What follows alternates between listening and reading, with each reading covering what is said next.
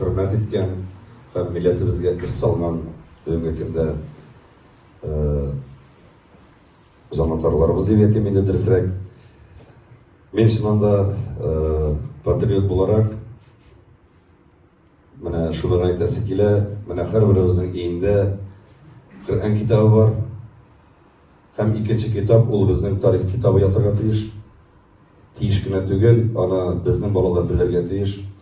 Eng baxtli kishi qo'shan o'zining tarixini bile bizden so'ng mana bolalar buni o'qib shodlanirga tiyish, o'zining bosgan oyog'ini atlab yurganda bilirga tiyish.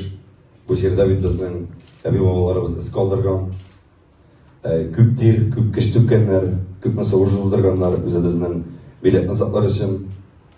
Shunga ko'ra bugungi kunda bizda san'at yog'idan o'zimizning balakkagina ishlarimizni olib boramiz. Mana tatarlar degan jar chiqdi. Biz ularga flashmob yasadik. Qaysi tatar dunyosidan qaysi yoqdan bizga flashmob beradilar.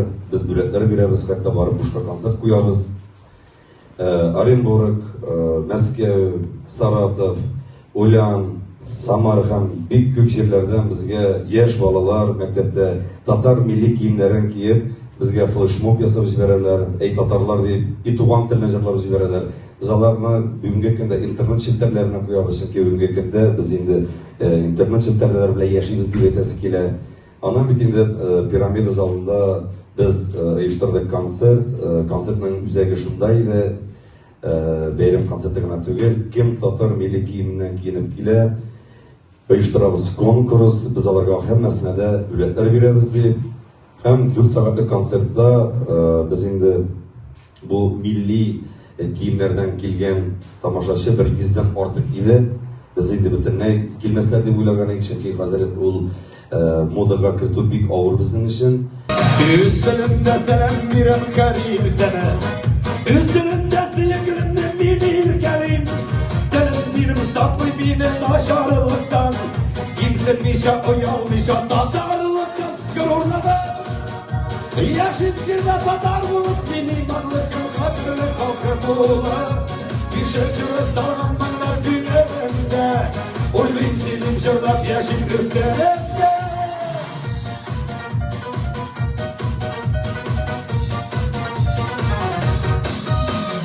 Selam versem şiir şiddette köle. Kılaşayım millettaşım tatar bile.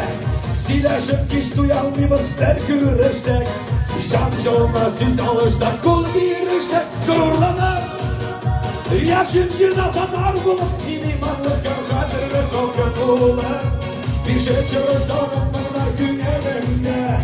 Oyluyum silim şırdat yaşım üstlerinde. Gururlanır. Yaşım çilla tatar bulup benim anlarken kadir ve kopya bular. Bir şey çırın savranmalar gün evimde. Oyluyum zilim jırlap yaşım üstlerimde.